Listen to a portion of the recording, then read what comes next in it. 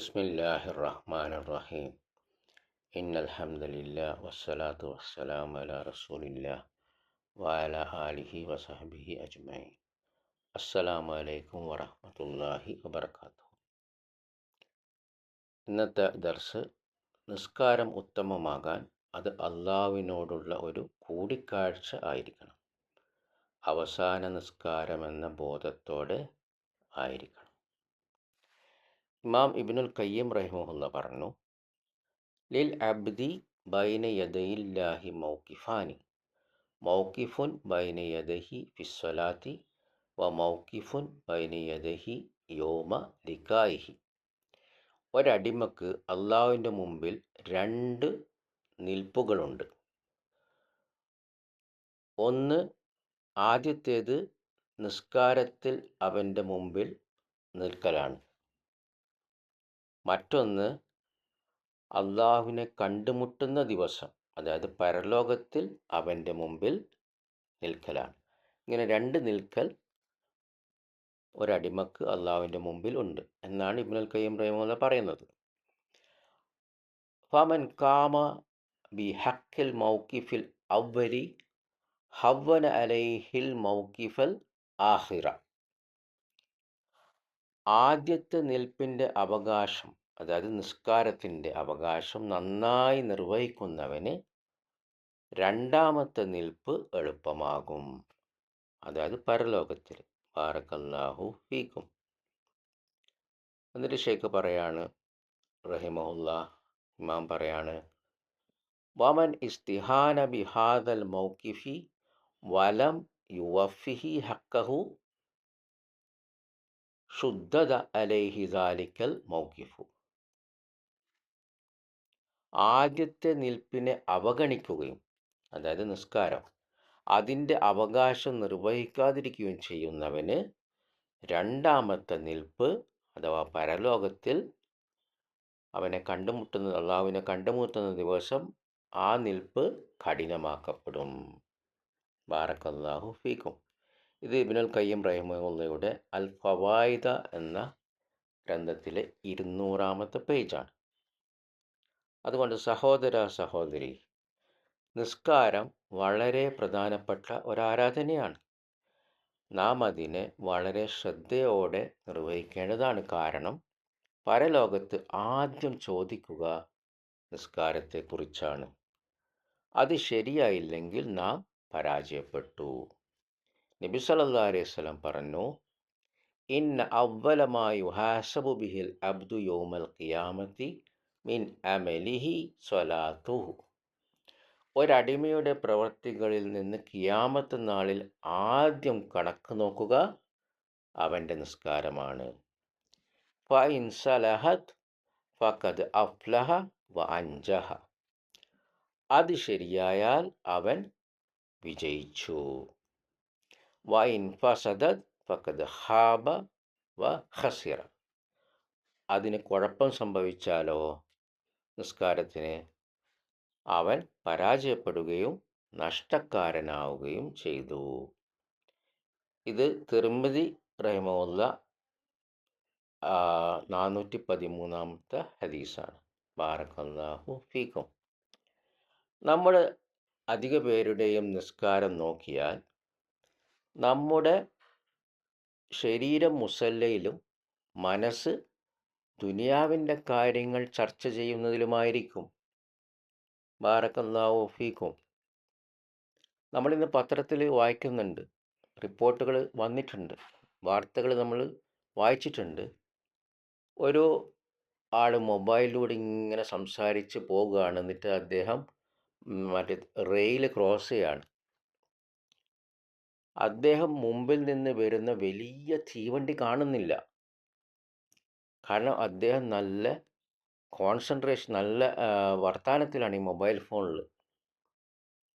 അതിൽ ശ്രദ്ധ കേന്ദ്രീകരിച്ചുകൊണ്ട് വലിയ തീവണ്ടി വരുന്ന കാണുന്നില്ല. അദ്ദേഹം തീവണ്ടി തട്ടി മരണപ്പെടുന്നു. അങ്ങനെ വാർത്തകൾ നമ്മൾ വായിക്കുന്നുണ്ട്. എന്നാൽ നിസ്കരിക്കുമ്പോഴോ ഒരീച്ച അനങ്ങിയാൽ നമ്മൾ അറിയുന്നു. ബാറക്കല്ലാഹു ഫീക്കും. അപ്പോൾ എന്തുകൊണ്ട് ഇത് സംഭവിക്കുന്നു? നമുക്ക് അത് നമുക്ക് ഇത് അത് നാം ഇതിപ്പോൾ വിശദീകരിക്കാം ഇൻഷാ അല്ലാഹ്. നിസ്കാരത്തിലെ ചലനങ്ങളും ദിക്റുകളും സുന്നത്തിന് അനുസൃതമായിരിക്കണം. നിസ്കാരത്തിൽ മനസ്സ് അള്ളാഹുവിൻ്റെ ഓർമ്മയാൽ നിറഞ്ഞതാവുകയും അതോടൊപ്പം നിസ്കാരത്തിൽ പറയുന്നതിൻ്റെ അർത്ഥം നാം അറിയണം. അപ്പോഴാണ് നമുക്ക് അള്ളാഹുവിനോടാണ് സംസാരിക്കുന്നത് എന്ന ബോധമുണ്ടാവുക. ഇതെല്ലാം നിസ്കാരം കൂടുതൽ ഉത്തമമാക്കുകയും ചെയ്യും. ബാറക്കല്ലാഹു ഫീക്കും.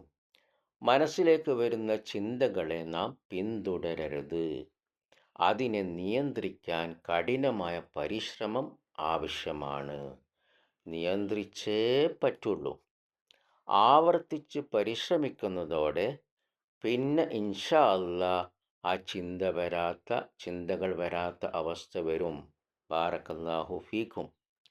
നിസ്കരിക്കാൻ നിൽക്കുമ്പോൾ റബ്ബിൻ്റെ മുന്നിലാണ് നിൽക്കാൻ പോകുന്നത് എന്ന ചിന്ത നമ്മൾ കൊണ്ടുവരണം. ഞാനിനി അള്ളാഹുവിൻ്റെ മുമ്പിൽ നിൽക്കാൻ പോവുകയാണ്, അള്ളാഹുവിനോട് കാര്യങ്ങൾ ചോദിക്കാൻ പോവുകയാണ്, അള്ളാഹുവിനോട് സംസാരിക്കാൻ പോവുകയാണ്. അങ്ങനെ നമ്മൾ മറ്റൊന്നും ഓർക്കാൻ പാടില്ല. ഈ ഒരു ബോധം നമുക്കുണ്ടാവണം. ഇനി വല്ലതും ഓർത്താൽ മനുഷ്യരാണ്, നമ്മളെ ചിന്ത പോയി പോകാം.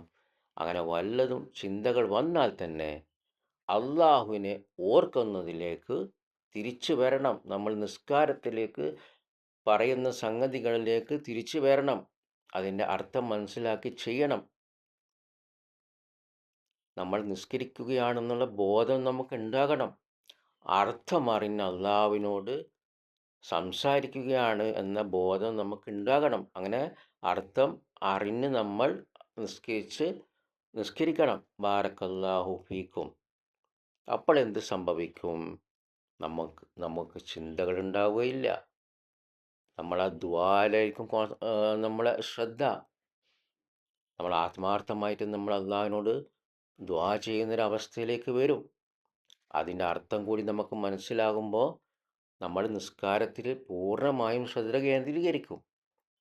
അപ്പോൾ ഒരീച്ച വരുന്നതോ അനങ്ങുന്നതോ ഒന്നും നമ്മൾ അറിയാൻ പോകുന്നില്ല. ഇൻഷാ അല്ലാഹ്. ബാറക്കല്ലാഹു ഫീക്കും.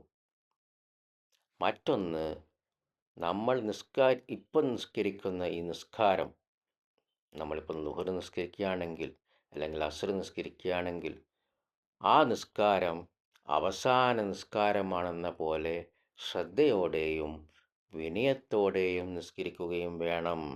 കാരണം നബി സല്ലല്ലാഹു അലൈഹി വസല്ലം പറഞ്ഞു, ഇദാ കുംത ഫീ സ്വലാത്തിക ഫസല്ലി സ്വലാത്ത മുവദ്ദിഇൻ. നീ നിസ്കാരത്തിന് നിൽക്കുമ്പോൾ വിട പറയുന്ന ഒരാളുടെ നിസ്കാരം പോലെ നിസ്കരിക്കുക. അതായത് ഈ ലോകത്ത് നിന്ന് വിട പറയുന്ന ഒരാളുടെ നിസ്കാരം പോലെ നിസ്കരിക്കുക എന്ന് നബി സല്ലല്ലാഹു അലൈഹി വസല്ലം നമ്മെ പഠിപ്പിക്കുകയാണ്. അപ്പം നമ്മൾ നിസ്കരിക്കുന്ന ഓരോ നിസ്കാരവും നിസ്കരിക്കുമ്പോൾ ഇത് എൻ്റെ അവസാനത്തെ നിസ്കാരമാണോ എന്ന രീതിയിൽ നിസ്കരിക്കുമ്പോൾ അതിൽ കൂടുതൽ ഭയഭക്തിയും കൂടുതൽ താഴ്മയും ഖുശൂഉം, നമ്മൾ അള്ളാഹുവിനോടാണ് സംസാരിക്കുന്നത്, നമ്മൾ അർത്ഥം മനസ്സിലാക്കി നിസ്കരിക്കുമ്പോൾ എന്ത് സംഭവിക്കും? ആ നിസ്കാരം നമുക്ക് അത് ഒരു ഉത്തമമായ നിസ്കാരമായി മാറാം. ഇൻഷാ അല്ലാഹ്. ബാറക്കല്ലാഹു ഫീക്കും.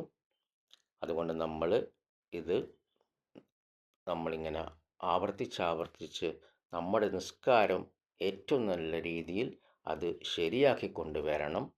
അതിൻ്റെ സുന്നത്തുകളും മറ്റു കർമ്മങ്ങളുമെല്ലാം നമ്മൾ എന്ത് ചെയ്യണം? അത് പഠിക്കണം, അത് ശരിക്ക് നിർവഹിക്കുകയും ചെയ്യണം. ബാറക്കല്ലാഹു ഫീക്കും. അതിലെ ചലനങ്ങൾ, അതിൻ്റെ ദിക്റുകൾ, അതിൻ്റെ സുന്നത്തുകൾ എല്ലാം ശരിക്ക് പഠിക്കണം. സാവധാനത്തിൽ നമ്മൾ ദിക്റുകൾ ചൊല്ലണം, സൂറത്തുകൾ ഓതണം, റുക്കുവും സുജൂദൊക്കെ സാവധാനത്തിൽ ചെയ്യണം. പട്ടണ അനങ്ങി അനങ്ങി പട്ടണ റുക്കു പോവുക, പട്ടണ സുജൂദ് പോവുക, അത് പാടില്ല. ബാറക്കല്ലാഹു ഫീക്കും. നമുക്കവിടെ നിർത്താം. സുബ്ഹാനക്കല്ലാഹുമ്മ വബിഹംദിക അഷ്ഹദു അൻ ലാ ഇലാഹ ഇല്ലാ അൻത അസ്തഗ്ഫിറുക വഅതൂബു ഇലൈക്. അസ്സലാമു അലൈക്കും വറഹ്മത്തുള്ളാഹി വബറകാതുഹു.